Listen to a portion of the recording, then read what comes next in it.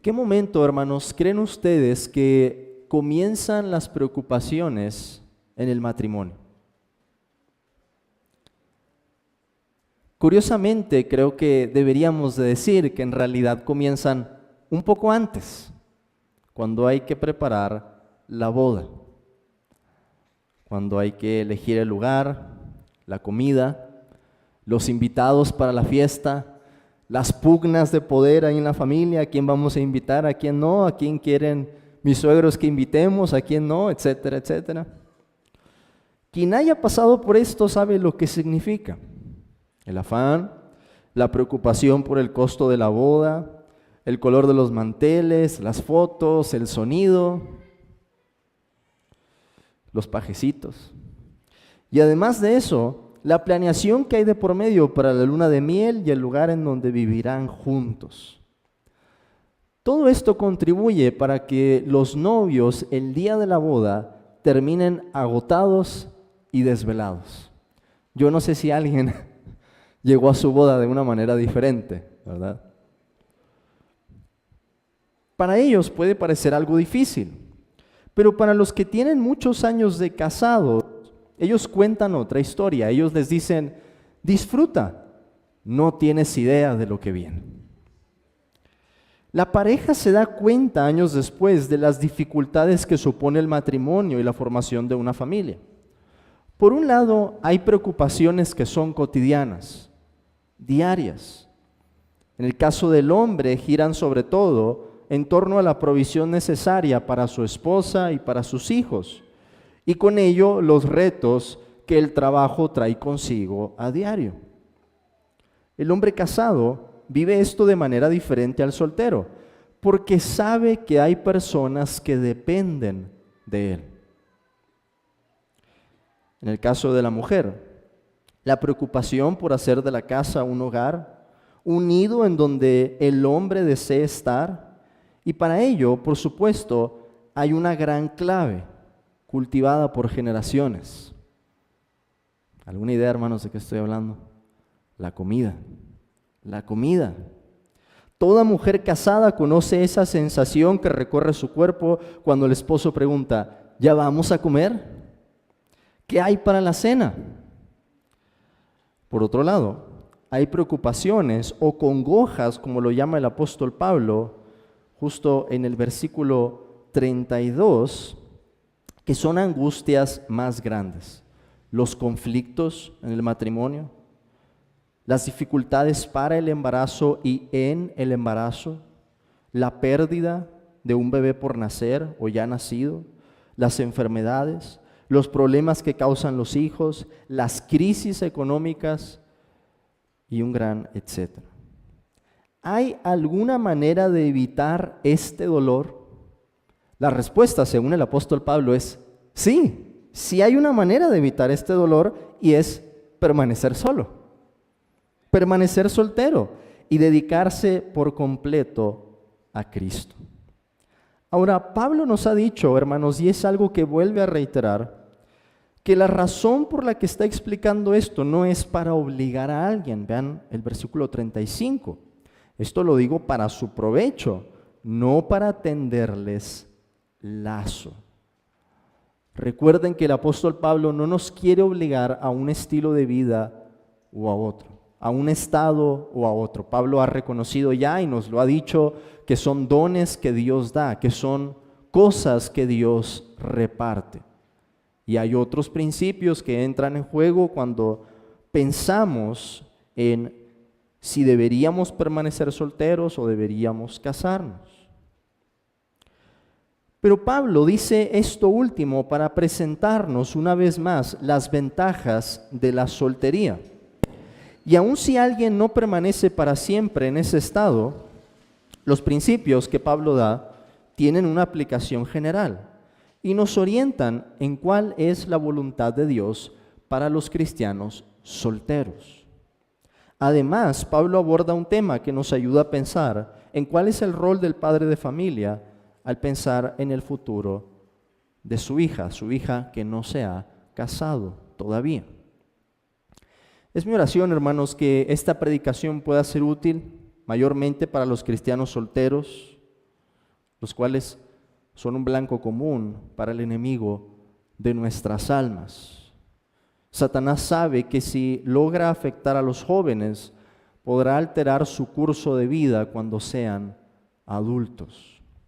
Y por supuesto, lo mismo se puede extender para los niños, aunque ese no sea nuestro tema el día de hoy. Vamos a dividir este pasaje, hermanos, en 3 partes, y quiero que veamos primero la diferencia que Pablo nos presenta entre los solteros y los casados. Ese va a ser mi primer punto, la diferencia entre los solteros y los casados, versículos 32 al 34. Después vamos a ver otra vez la preocupación de Pablo en el versículo 35. ¿Por qué nos ha venido diciendo estas cosas? La preocupación de Pablo. Y por último vamos a ver, en tercer lugar, el consejo para el padre de familia de una joven, del versículo 36 al versículo 38. Ahora, estoy obviando ahí el versículo 39 y el versículo 40. Ya los había mencionado al estar explicando algo de esta porción, pero simplemente de paso, hermanos, déjenme decir antes de tratar los otros versículos que estaremos viendo, que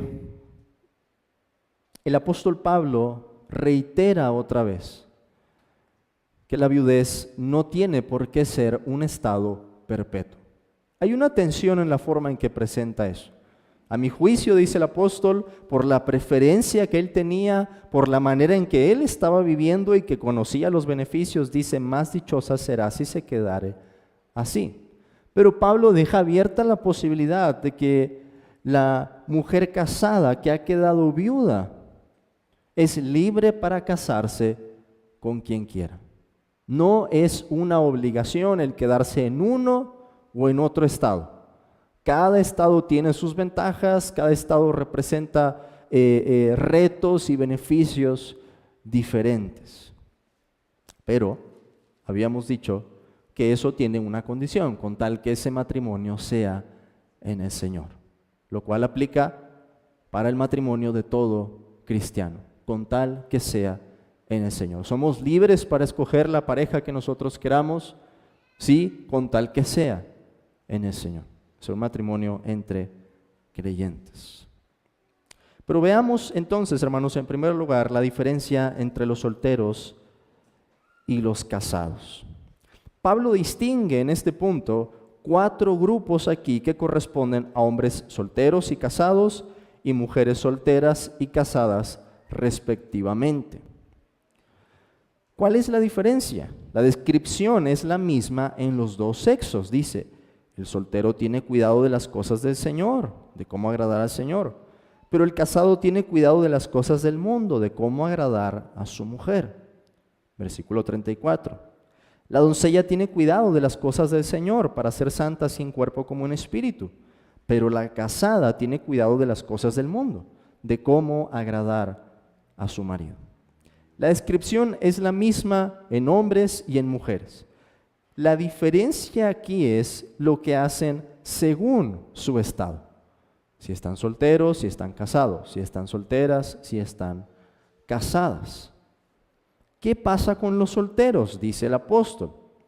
Los solteros tienen cuidado de las cosas del Señor, de cómo agradar al Señor. Y en el caso de la mujer, tiene cuidado de las cosas del Señor para ser santa, así en cuerpo como en espíritu. Recordemos, hermanos, que esta era la experiencia del apóstol Pablo. Él nos había dicho que estaba solo y lo va a reiterar en el capítulo 9, preguntando si él no tenía derecho también, como los otros apóstoles, y menciona incluso a Pedro allí, de tener a una esposa, a una hermana por esposa. Por supuesto que Pablo tenía el derecho, pero había renunciado a ese derecho con un objetivo en mente: avanzar el evangelio entre los gentiles. La vida del apóstol estaba consagrada a Cristo y no había nadie que compitiera con esto. Si queremos pensar en las ventajas de la soltería, creo que basta recordar, al menos para los que estamos casados o los que estén hermanos o hermanas que estén divorciados, divorciadas o viudas, ¿se acuerdan del tiempo que teníamos cuando éramos solteros? Increíble, no sé en qué lo estábamos utilizando. Hay muchas ventajas, por supuesto, si se aprovecha bien, si sabemos cómo utilizarlo, si lo utilizamos para la gloria de Dios. Independientemente de si el soltero o la soltera permanecerán o no en ese estado, esta descripción debe moldear la forma en la que pensamos en la soltería.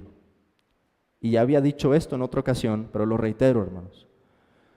¿Cómo nos presenta el mundo o cómo describe el mundo el tiempo de la soltería? Un tiempo en el que el mundo dice que hay que disfrutar.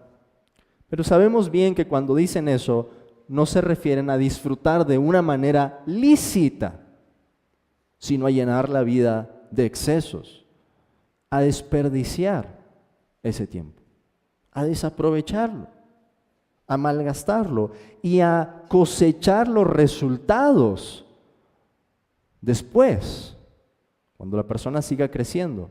Y todo eso que hizo durante la soltería tenga, por supuesto, su factura. Su estilo de vida, la embriaguez, las drogas, la promiscuidad, etc. Ahora, si Pablo espera entonces que los solteros vivan teniendo cuidado de las cosas del Señor, de cómo agradar al Señor, o en el caso de la mujer, el ser santa, así en cuerpo como en espíritu, podemos preguntarnos, ¿por qué no vemos que en todos los casos sea así? Hay muchas razones, hermanos, y entre ellas están las siguientes. En primer lugar, una buena razón o una razón muy fuerte por la que no vemos que los jóvenes en general en la cristiandad, hablando en términos generales, o muchos de ellos, o algunos de ellos, dependiendo del contexto en el que estemos, no se involucren más o no vivan de acuerdo a esta descripción. Es la falta, de figuras de autoridad que sean un buen ejemplo y consejeros sabios para ellos. Si nos quejamos de que las feministas de la nueva ola estén protestando en las calles a favor de destruir la vida en el vientre, hay una buena razón por la que terminaron allí. Y es que ellas también tuvieron un padre. Pero seguramente ese hombre o estuvo ausente o estuvo ahí, pero en realidad no estaba. No le importaba sus hijos, su familia. Tito capítulo 2, hermanos, vean por favor esto. Tito capítulo 2, versículo 3.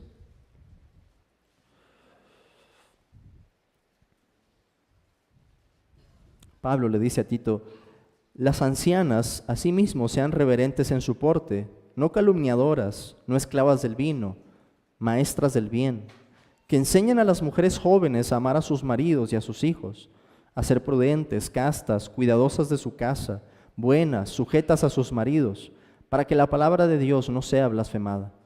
Exhorta asimismo a los jóvenes a que sean prudentes, presentándote tú en todo como ejemplo de buenas obras, en la enseñanza mostrando integridad, seriedad, palabra sana e irreprochable, de modo que el adversario se avergüence y no tenga nada malo que decir de vosotros. El apóstol Pablo espera entonces que las personas que son mayores enseñen a las generaciones que vienen más adelante, las mujeres a las mujeres, los hombres a los hombres. Si hay jóvenes en la cristiandad cuyas vidas no se están adecuando a esa descripción de tener cuidado de las cosas del Señor y de querer agradarlo a Él, es, entre otras cosas, porque tanto en la familia como en la iglesia faltan esas figuras de autoridad que sean un buen ejemplo. Y nosotros, hermanos, podemos cambiar esa situación. Podemos remediar esa situación por la gracia de Dios en la medida en la que nos involucramos en la vida de nuestras familias y de los hermanos que están aquí en la iglesia, los hombres con los hombres, las mujeres con las mujeres. En segundo lugar, otra razón, por supuesto, es que la necedad está ligada al corazón del muchacho y que para desenrollarla se necesita la vara de la corrección. Y yo no creo que ese principio aplique solamente para el uso de la disciplina física, sino a lo que Proverbios utiliza más ampliamente como la corrección, el amonestar a una persona, el decirle, ese no es el camino, hay camino que parece derecho, pero su fin es camino de muerte. El hablar con esas palabras de vida, y no solo las palabras de vida, sino también las palabras de sabiduría, las lecciones prácticas que hemos aprendido. En tercer lugar están los ataques de Satanás y del mundo, que quieren privar a nuestra juventud de la sobriedad y la prudencia y cambiarlas por excesos y por entretenimiento, al menos por un entretenimiento que sea barato, que sea vulgar, que manche la conciencia de una persona. Hay entretenimiento que nos cultiva, que nos ayuda a pensar, que nos divierte y nos ayuda a convivir. Piense, por ejemplo, sentarnos a la mesa y tener algún juego de mesa, ¿no?, en una familia o entre amigos. Y comparen eso con ver alguna serie en el internet que contenga toda clase de mensajes contrarios a la palabra de Dios. Por último, puedo mencionar un entendimiento deficiente de las prioridades en la vida de los jóvenes, aunado a la impaciencia. Un entendimiento deficiente de las prioridades. ¿Con qué me refiero a eso?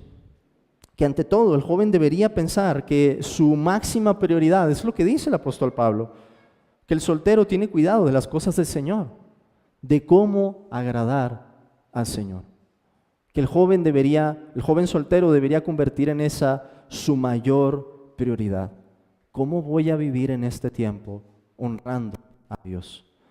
¿Cómo voy a cosechar para años posteriores frutos que honren a Dios por medio de las decisiones cotidianas que tomo ahora?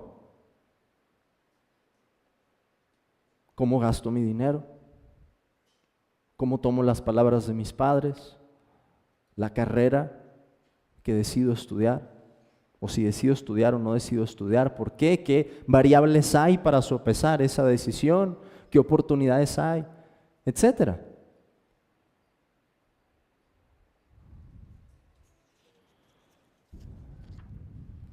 ¿Cómo se puede remediar esto y promover una soltería para la gloria de Dios? He dicho ya en primer lugar cuál es la clave principal, tratando la devoción a Cristo como la máxima prioridad. Porque, hermanos, hay que entender esto bien.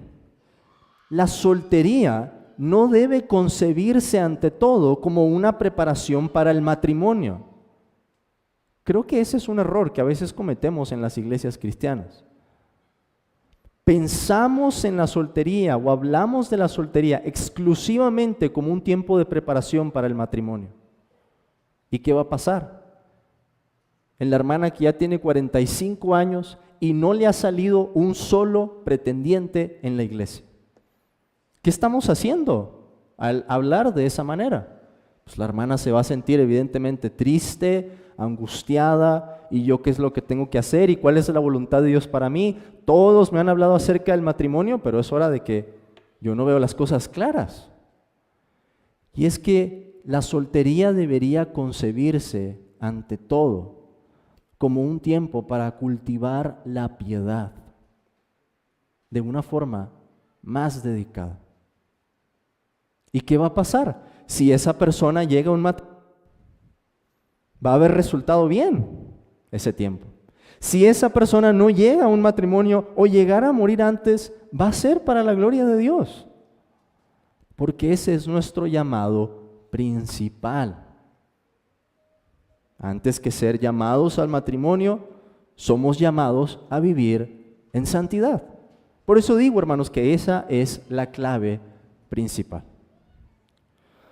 Pero además, para remediar esto y promover la soltería para la gloria de Dios, el soltero puede reflexionar en el gran privilegio que la soltería conlleva. Al no tener otras responsabilidades que el casado o la mujer casada tendría, el soltero puede configurar su tiempo, su horario, el uso de sus recursos de una manera muy distinta. Y eso es un gran privilegio. Además, el soltero puede buscar el consejo de sus padres y de hombres y mujeres piadosos. Insisto en la importancia de esto. ¿Cómo podemos transmitir, hermanos, cantidad de enseñanza y de experiencia a otra persona? Sobre todo hablo en familias en donde al menos hay un miembro que es cristiano. ¿Cuántos dolores se puede ahorrar un joven? ¿Cuántos pecados puede evitar por medio de una instrucción sencilla, práctica? Hijo, yo sé lo que te digo, ese amigo que tienes no te va a ayudar. Es evidente. Se ve hasta cómo habla, cómo se comporta, la familia en la que ha vivido, las decisiones que ha tomado. Hijo, no te va a ayudar. Se puede remediar mortificando la impaciencia por la soltería y disfrutándola conscientemente. ¿Puede un hermano o una hermana solteros estar luchando con la idea del matrimonio y decir, es que todavía no encuentro a una persona? Sí, pero eso debería reemplazarse por un contentamiento, por un disfrute en el estado en que se encuentra ahora. Pero ¿qué pasa en los casados? Dice el apóstol Pablo que la situación es diferente. El casado tiene cuidado de las cosas del mundo, de cómo agradar a su mujer. La casada tiene cuidado de las cosas del mundo, de cómo agradar a su marido. El matrimonio no es malo o inferior a la soltería. El Señor lo dijo desde un principio, no es bueno que el hombre esté solo. Sin embargo, es claro que se distingue de la soltería porque las preocupaciones y el tiempo que uno debe dedicar a esta relación limitan otras oportunidades que el soltero sí puede cultivar, o al menos hacerlo en una mayor medida. Y esto que Pablo espera del matrimonio, hermanos, nos enseña algo. El cristiano ha de pensar en cómo agradar a su esposa y la esposa al esposo, sin que esto estorbe la lealtad a Cristo. Puede sonar sencillo, pero no lo es. Hay dos extremos o dos polos opuestos en los que se puede incurrir en esta cuestión. En primer lugar está la idolatría a la pareja. Poner al esposo antes que a Dios, poner a la esposa antes que a Dios. Y esto puede tomar formas muy sutiles, como abandonar los deberes que Dios nos ha dado a cada uno de nosotros. O el otro polo, el otro extremo, el desdén de la pareja, el desprecio de la pareja. Y digo que eso puede ocurrir con una excusa piadosa. Es que voy a ir a la iglesia, es que quiero estar con los hermanos, es que quiero estudiar más la palabra.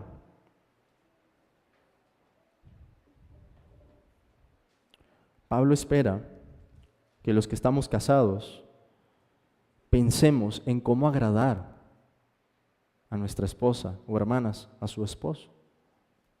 Que tengamos cuidado de las cosas del mundo, de las cosas cotidianas, de las cosas prácticas, de las cosas que el matrimonio trae consigo.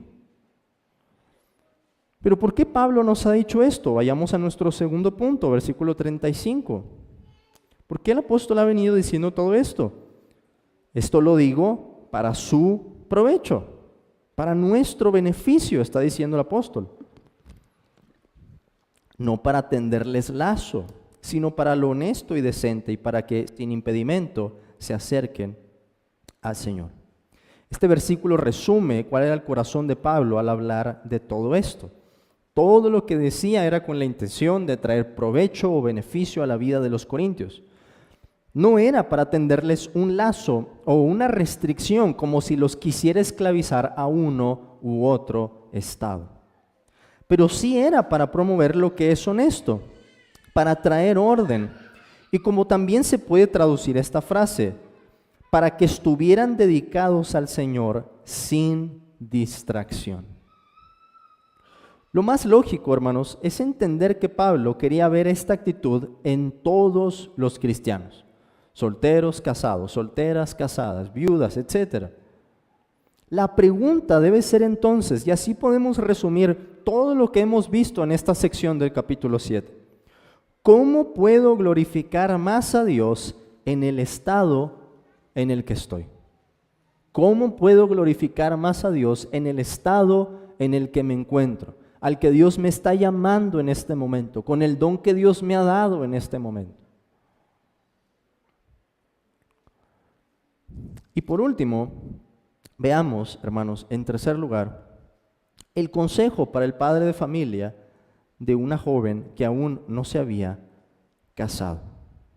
El versículo 36 nos dice así: pero si alguno piensa que es impropio para su hija virgen que pase ya de edad, y es necesario que así sea, haga lo que quiera, no peca, que se case.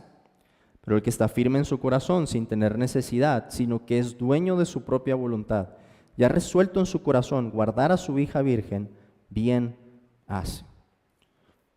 Ahora, quiero aclarar, hermanos, que esta sección se puede traducir de una manera bien diferente, porque hay palabras aquí que son difíciles en el idioma original. Y hay algunas versiones de la Biblia, algunas traducciones, que en lugar de traducir hija virgen, traducen su virgen. O como si la idea fuera que hay dos personas que están comprometidas y Pablo le está dando al varón la opción de decir, pues si te casas no pecas, pero si quieres permanecer solo también está bien. Yo he optado por predicarlo tal como lo encontramos en nuestra traducción. Pero les digo eso solo para que lo tengan en su mente, y si de repente llegan a oír a alguien, ¿verdad? O ven alguna traducción de la Biblia o escuchan algo muy diferente a lo que estoy presentando, tiene que ver con esa cuestión. Hay palabras aquí que se pueden traducir de una manera distinta. Es parte de la dificultad de nuestro texto.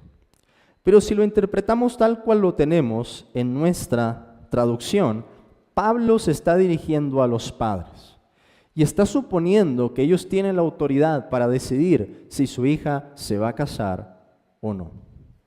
¿Cuál es el contexto probable de esta situación si lo vemos de la forma en la que lo tenemos en nuestras Biblias? Es posible que con lo que Pablo había dicho anteriormente y por lo que los corintios habían malentendido, algunos padres pensaran que lo mejor entonces era negarles el matrimonio a sus hijas. Si Pablo se ha expresado de esta manera, con esta preferencia por la soltería, quizás algunos hubieran conjeturado o concluido, pues entonces es mejor que no se casen, que se dediquen por completo al Señor, como el apóstol Pablo.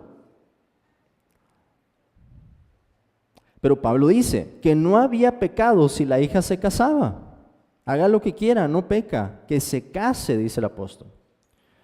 Pero él agrega otro escenario, el de un padre que decide que su hija permanezca soltera, versículo 38, de manera que el que la da en casamiento hace bien y el que no la da en casamiento hace mejor. ¿Cuáles son las implicaciones de esto que Pablo dice? Hay algunos aspectos de esta decisión que dependen de cada cultura y que influyen en cómo es el proceso. Y con eso, hermanos, no me puedo meter porque nosotros vivimos en cierta cultura. Puede variar entre la costumbre de una ciudad, a lo que veríamos en el campo, a lo que veríamos en una comunidad, a lo que veríamos en un pueblo indígena. Y yo creo que hay sabiduría en saber cómo interpretar esas costumbres a la luz de la palabra de Dios. Pero más allá de eso, las palabras de Pablo nos llevan a pensar en algunos principios que tienen aplicación universal, que funcionan para todos los casos, sobre el rol de los padres en esta cuestión, los cuales puedo resumir así. Tengo 3 principios aquí. En primer lugar, esto que Pablo dice nos lleva a ver que un padre cristiano debe preocuparse por el llamado y el futuro de su hija soltera. Esta es una preocupación que nace del afecto natural y aún más del amor paternal. Y cuando no se da, origina lo que vemos en nuestra sociedad: cantidad de madres solteras cuyos padres estaban ausentes física o emocionalmente. ¿Por qué vemos tantas madres solteras en nuestra sociedad? Si lo puedo resumir así, hermanos, por culpa de los padres. Por culpa de los padres. ¿Es el pecado de los hijos? Sí, pero antes de ellos alguien fue el responsable de criarlos, de enseñarles, de educarlos, de velar por ellos, de protegerlos. Y si viéramos a cada uno de los padres cumpliendo con su responsabilidad, la situación sería diferente. Y me refiero al mundo en general, no a la iglesia en particular. El padre cristiano no solo se ha de preocupar por su esposa, sino también por su hija. Si la labor de un hombre consiste, de un esposo y de un padre cristiano, consiste primordialmente en 4 cosas: en ser protector, proveedor, profeta y sacerdote. Lo tiene que ser no solamente para su esposa, lo tiene que ser también para sus hijos. Proveer para sus hijos, proteger a sus hijos, enseñar a sus hijos, orar por sus hijos. Un padre cristiano debe ser entonces el hombre más preocupado por el llamado y el futuro de su hija soltera. En segundo lugar, un padre puede aconsejar que su hija no se case, pero debe existir un motivo válido para que se oponga. Voy a repetir: un padre puede aconsejar que su hija no se case, pero debe existir un motivo válido para que se oponga. El motivo puede abarcar a la hija o a su potencial pareja, y puede ser porque considera que su hija no está preparada física o emocionalmente, o porque ve señales objetivas otra vez, de que su pretendiente no está preparado para casarse. O sea, también porque ve algún defecto grave en su pretendiente que puede poner en riesgo la vida o la integridad de su hija en un futuro. Por ejemplo, si es un hombre drogadicto o si es un hombre violento. Ahora, lo mismo que estoy diciendo se extiende para el caso de una madre, pero Pablo apunta en particular aquí a los padres, y creo que hay una buena razón, que es la cabeza de la familia. Pero lo mismo aplica para la madre. La madre puede aconsejar que su hija, su hijo, no se case, pero debe haber un motivo lícito. Que el hijo vaya a obedecer o no, eso ya es otra historia, ¿verdad? Pero estoy hablando de cuál es la responsabilidad del padre en ese caso. ¿Qué podemos decir en el caso de la hija soltera? En tercer lugar, este es mi tercer principio. Una hija soltera debe recibir y sopesar con una profunda reverencia y respeto las palabras y consejos de sus padres. En todas las cosas, sí, y también en este asunto. Ahora, un hijo no recibe las palabras de sus padres como si fueran una palabra infalible, pero sí como una palabra necesaria para alcanzar sabiduría y proteger su vida de muchos males. Tanto es esto así que el libro de Proverbios tiene mucho que decir acerca de los hijos que desprecian el consejo de sus padres o más aún, que maldicen a sus padres. Uno de los proverbios en nuestras Biblias nos dice, por ejemplo, que al que maldice a su padre o a su madre, se le apagará la lámpara de su vida. ¿Qué quiere decir eso? Que sabemos, hermanos, que por lo general, no es una ley universal, ¿verdad? Pero por lo general, una persona que desobedece a ese grado, en ese grado a sus padres, maldiciéndolos, es muy probable que su vida vaya a durar menos, que vaya a tener una vida más corta. Piensen, por ejemplo, en un pandillero. No quiso escuchar a sus padres, se empieza a juntar con estos amigos, entran a las drogas, entran a la criminalidad, o el hijo salió sicario, como vemos ahora, y se murió. Se murió a los 22 años, a los 25 años, por haber despreciado las palabras de sus padres. Terminemos, hermanos, con una aplicación final. Y esa aplicación tiene que ver con lo que hemos estado revisando en todo el capítulo 7. Y esta es que el poder del Evangelio incluye nuestra justificación y el ser librados de la ira de Dios, pero no se limita a eso. El poder del Evangelio transforma a personas, trae esperanza a las relaciones humanas, trae reconciliación a los matrimonios, trae sanidad a las familias, convierte a hombres iracundos en ovejas mansas y concede un espíritu humilde a las mujeres rencillosas. Recordemos, hermanos, el poder que el Evangelio tiene para restaurar nuestras vidas y restaurar también el propósito de las relaciones humanas, el cual he dicho es que glorifiquemos a Dios, que glorifiquemos a Dios con nuestras relaciones. Es el Evangelio lo único que nos hace sal y luz en este mundo. El pensar, hermanos, que hoy hay hombres borrachos y adúlteros, que el día de mañana serán esposos sobrios y fieles, que Dios los va a alcanzar con su palabra y va a transformar sus vidas por completo. Que hoy hay mujeres rencorosas y llenas de amargura, que el día de mañana tendrán un espíritu paciente y perdonador.